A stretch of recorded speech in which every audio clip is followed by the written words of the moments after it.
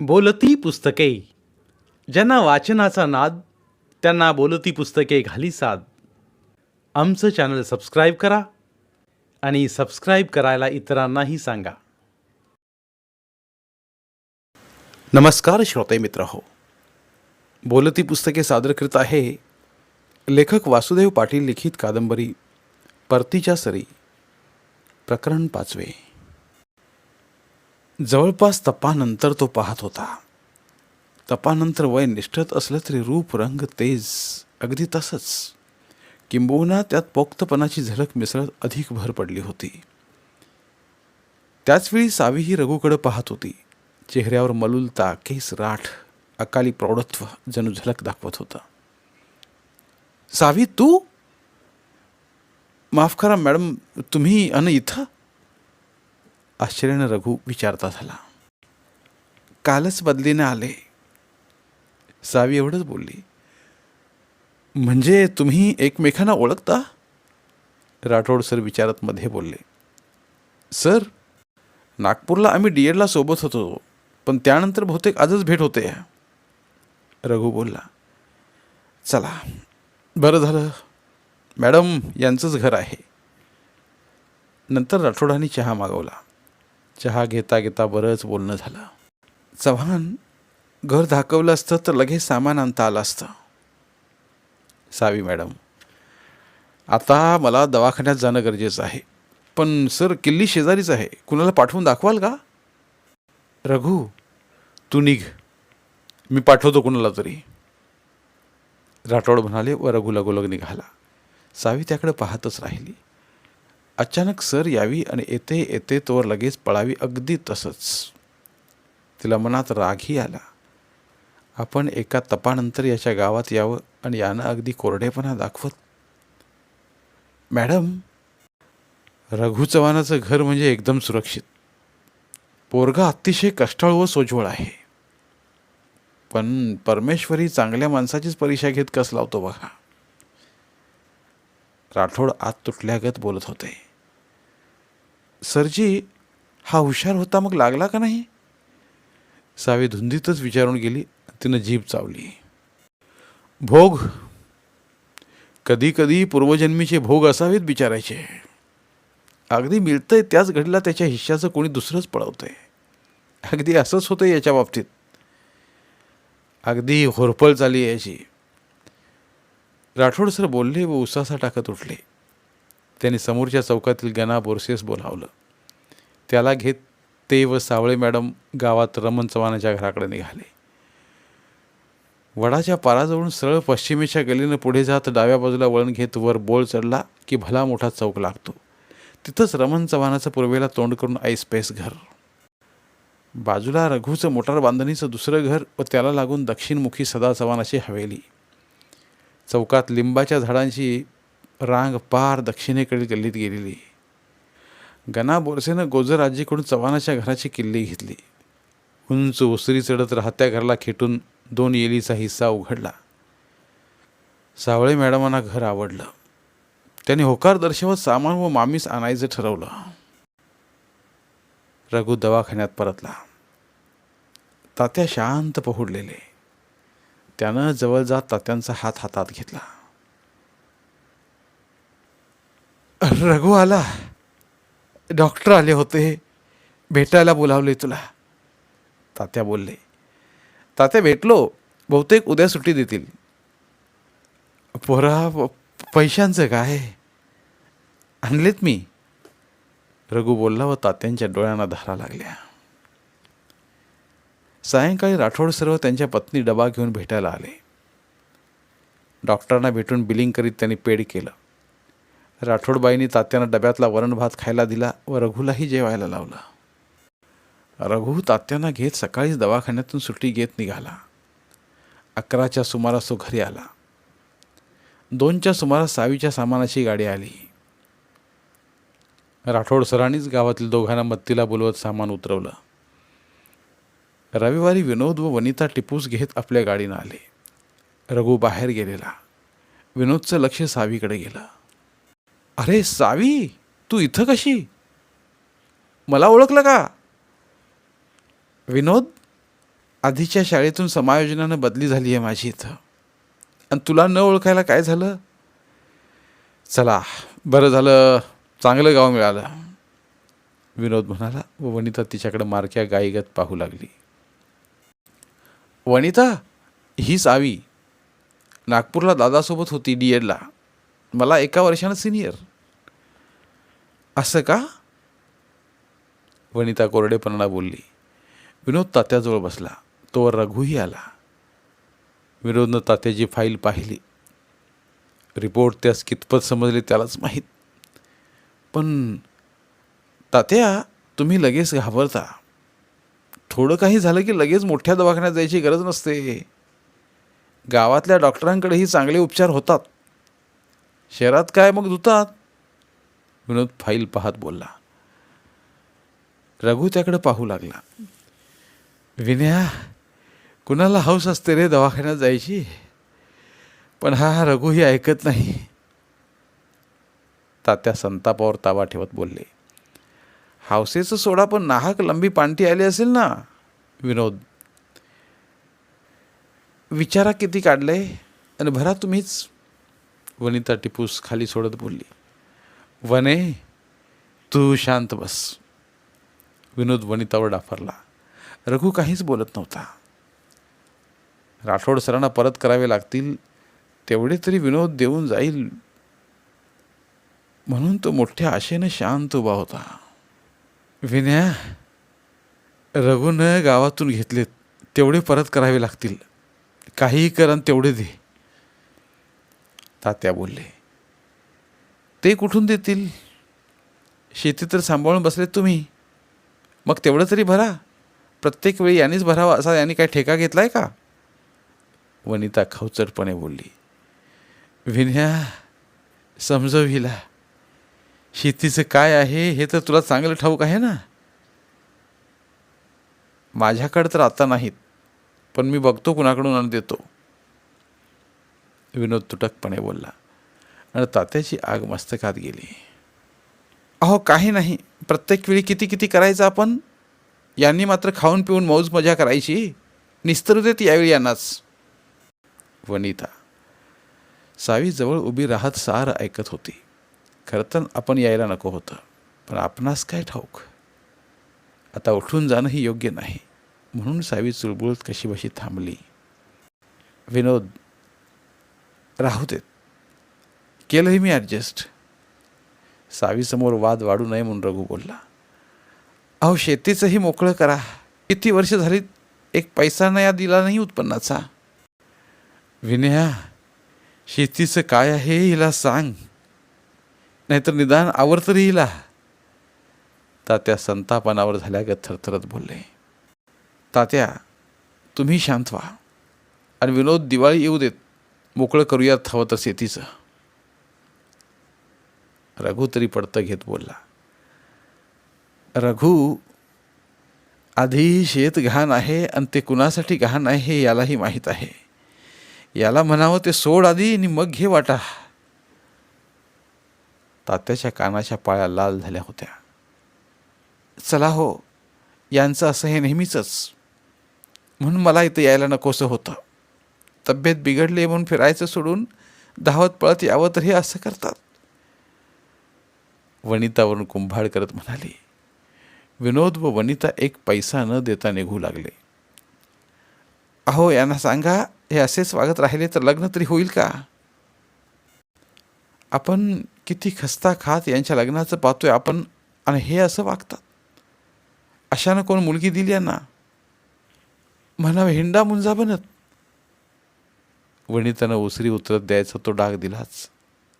डाग वरमी बसला. रघु कळवळला. त्याच्या डोळ्यात आसवे तरळली. पण सावीसमोर त्यानं आवर घालत नजर वळवली. वने, माहिती आहे मला, तुम्ही किती खस्ता खात लग्नाचं पाहताय ते मला माहिती आहे. मला माहिती आहे. माझं तोंड नका उघडायला लावूच. तात्यांचा आवाज आता खूपच वाढला. समोरच्या हवेलीत सदा काका बाहेर येत पाहू लागले.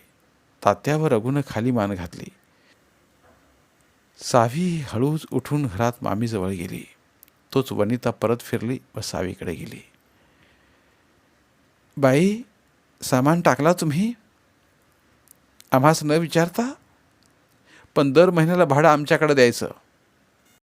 तो हिस्सा आता आम्ही फुकट कुणाला नाही वापरू देणार. आणि हो, जरा सावध राहा तुम्ही. कसं असतं, बाईची इज्जत म्हणजे काचेचं भांडं. तुम्ही चांगल्या खानदानातल्या दिसता म्हणून सावध करते, दुसरं काही नाही. तसे आमचे दादा चांगले आहेत, पण लोकांच्या तोंडाला झाकण नसतं म्हणून. वनिता सावीस म्हणाली. वनिताबाई, मी रूम बदलवते लवकर. वनिताला काय सांगायचे ते लक्षात येताच सावी एवढंच बोलली. सावी आधी खजील झाली होती. हे असं घडेल याची तिला कल्पनाच केली नव्हती. त्यात वनिता बोलली. सावी पुरती गडबडली. वनिता गेली आणि सावीनं मामीकडं पाहिलं. मामी आपली नेहमीप्रमाणे वरती एकटक पाहत, ना कसले भाव ना कसली चिंता. जणू मन नाहीच, फक्त देहाचा जिवंत पुतळा. रघुला आता चिंता राठोड सरांच्या पैशांची होती. त्यानं प्रत्येक उधारीवाल्याकडे तगादा लावला. नाही पुरे तर निम्मे तरी द्या म्हणून तो रोज फेऱ्या मारू लागला.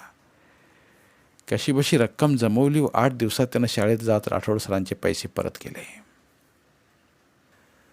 सावीचं तो आला तेव्हा लक्ष नव्हतं,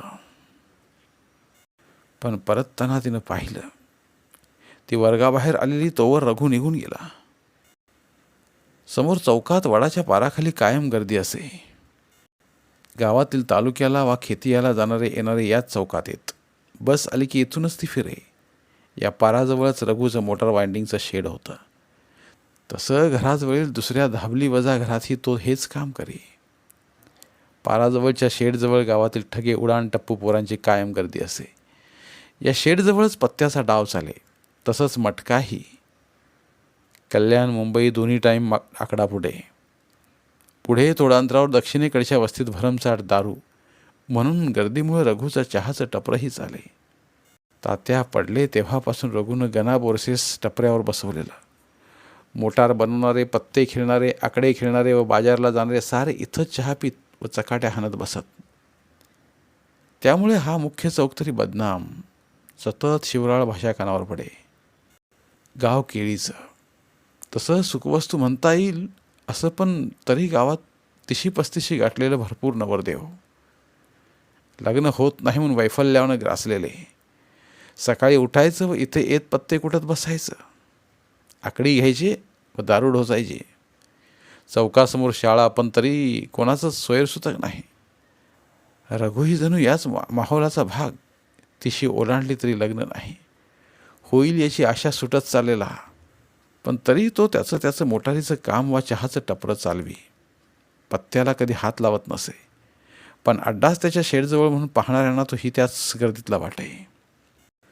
सावी जाणारा रघुला पाहत होती तेव्हाच गना बोरसे चहा घेऊन आला. एका मुलानं घंटा बडवली तसं Rathod sir, Shewale madam, Patil sir, Joshi madam सारे वर्गातून बाहेर ओट्यावर आले. गना बोरसेनं एक कप भरत चहा दिला. राठोड व पाटील सर एका बाजूला, तर अंतरावर सावी, शेवाळे व जोशीबाई बसल्या. राठोड सर, या चौकातल्या रिकाम टेकड्या लोकांचा बंदोबस्त करा काहीतरी. मुलांवरही तेच संस्कार होतात हो. वयस्कर जोशीबाई चहा पीत बोलल्या. मॅडम, शाळेपासून काही मीटर अंतर असल्यानं आपण काय बोलणार. बोलणं म्हणजे वाईट होणं. जोवर गावाला वाटत नाही तोवर काहीच होणं नाही. आपण आपलं काम करत पुढच्या पिढीत ते गुण व्यसन लागणार नाही ते पाहायचं.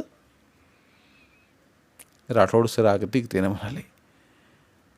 सर, हा रघु तर चांगला आहे, मग तरी तोही यात सामील होतो.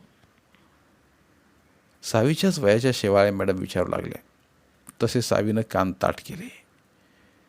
शेवाळे मॅडम, मुळीच नाही. रघुची मजबुरी म्हणावं तर तो तिथं राहतो तरी त्याचं काम भलं आणि तो भला. त्याच्या चहाच्या टपरीची गिराईक गर्दी आहे म्हणून समजा हवं तर.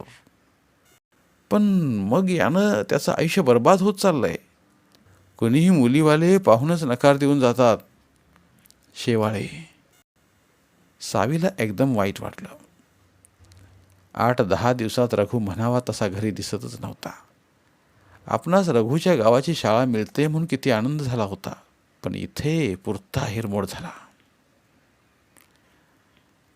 राठोड सर, रघुचा भाऊ तो विनोद चव्हाण, तो व या रघुत इतका फरक कसा हो? तो दिव्यांग असून छानपैकी हायस्कुलात नोकरीला, आणि हा धडधाकट मोठा व डीएड तरी घरी बिन लग्नाचा. जोशीबाई,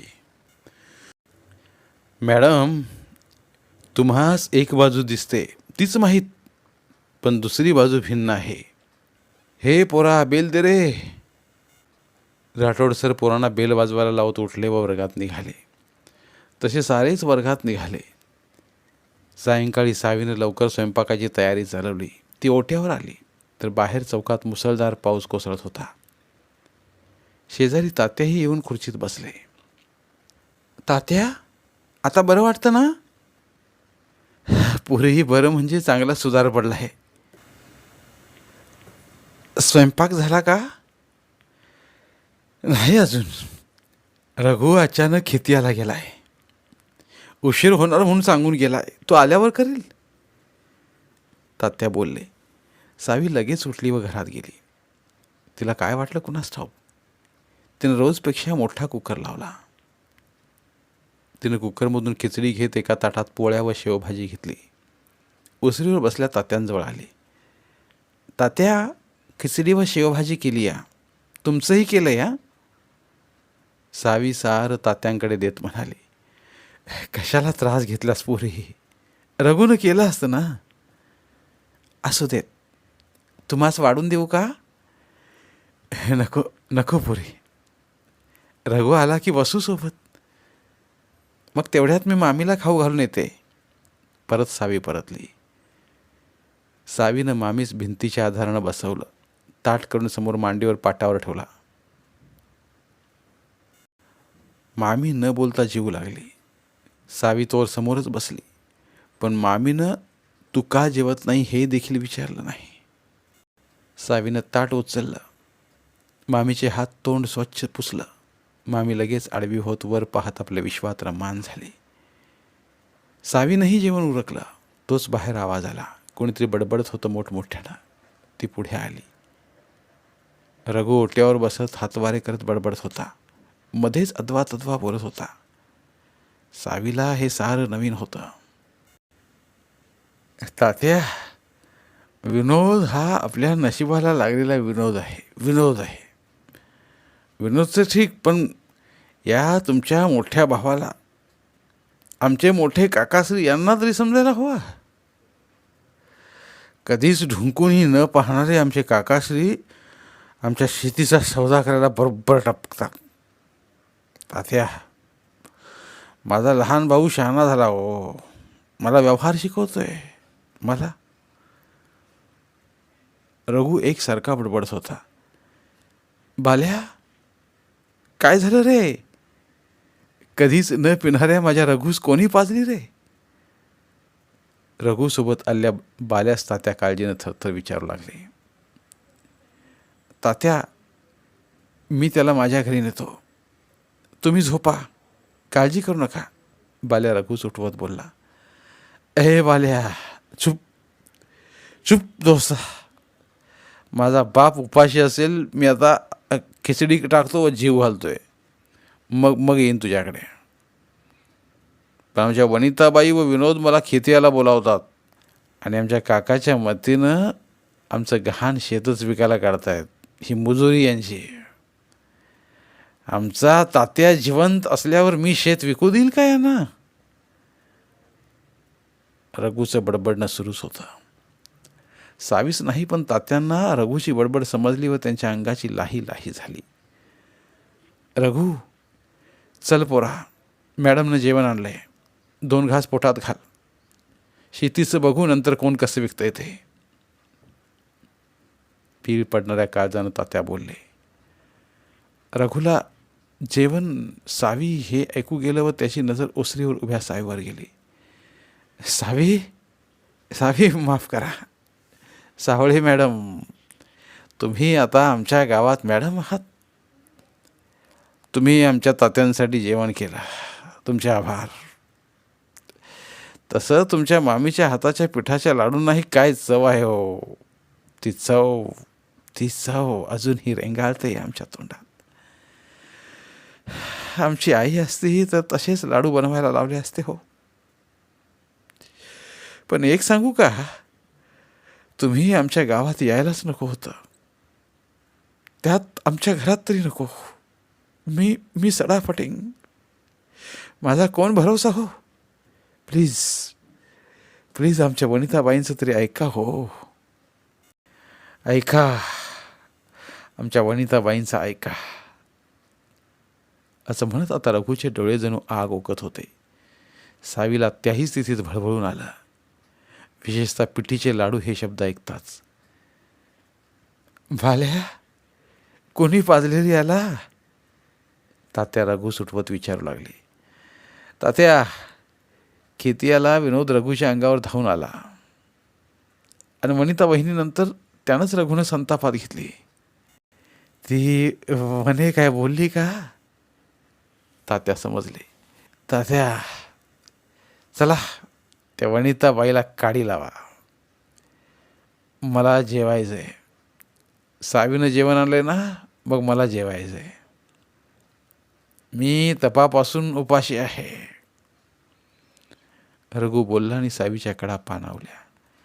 वास्तविक रघू पिऊन आला यानं तिची नस तडकली होती. बाल्यानं रघूस आधार देत घरात नेलं. तात्या, जीव घाला याला म्हणजे लगेच झोपेल तो, म्हणत बाल्या निघून गेला. सावी दारातच उभी होती. तात्या चाचपडत लंगडत वाढू लागले. सावीला आत जावं की नको यात विधेनं पछाडलं. अजून ती दार ओलांडून आत गेलीच नव्हती, पण तात्याची धडपड पाहून तिनं अखेर उंबरा ओलांडलाच. तात्या, मी वाढते, तुम्ही बसा, सावी बोलली. सावी आत आली हे पाहताच नशेत ही रघू सावरून बसला. तात्याच्या डोळ्यात आसवांची दाटी होती. मॅडम आम्ही जेवतो हो, तुम्ही नका त्रास घेऊ, रघू सावरत बोलला. चव्हाण, मुकाट्याने बस, वाढते मी, सावी जरबेनं म्हणाली. रघूनं खिचडी व शेवभाजी नशेत ही भरपेट खाल्ली. रघूला जेवताना व सावीला वाढताना पाहून तात्याही भरल्या पोटानं जीव लागले. मॅडम, मी सडा फटिंग असलो तरी नीतीचा वाईट नाही हो. हे सारा गाव ओळखतो, पण आमच्या वनिताबाईंना व विनोदला का कळत नसेल हो. हात धुता धुता रघू रडत बोलला. असतात काही युवराज सारखे, त्यांच्याकडे दुर्लक्ष करायचं असतं, सावी बोललीने रघूची खरकण उतरली. युवराज या एकाच शब्दानं त्यास नागपूर, डायऱ्या, जळगावपासूनचा प्रवास सार आठवलं. तात्या, झोपा आता, म्हणत सावी रूममध्ये परतली. पहाट झाल्यावर रघूला प्यायल्याची लाज वाटली असावी. तो सावी उठण्या अगोदरच निघून गेलेला. 11ला शाळेत जाताना चौकातून सावीला शेडमध्ये रघू दिसला. त्यानं खाली मान घातली. मधल्या सुट्टीत गणा बोरसे चहा घेऊन आला. गणा, काल तूही गेला होतास ना रघूसोबत खेतियास? काय झालं होतं रे तिथे? राठोड सर विचारू लागले. गणा विचारात पडला. विनोद चव्हाण राठोड सरांना आत्ताच भेटून गेला हे त्यानं पाहिलं होतं. तो विनोदला टरकून असे तो टाळू लागला. गणा, मी कुणालाच काही सांगणार नाही, जे घडलं ते सांग. कधीच दारूला स्पर्श न करणारा रघू काल पिऊन आला होता म्हणे. राठोड सर गणास विश्वासात घेत खोदू लागले. सावी चहा पीत कान देऊ लागली. सर, रघुदादाची काहीच चूक नव्हती. विनोद सरांचा निरोप घेऊन बाल्या फटफटनं घ्यायला आला.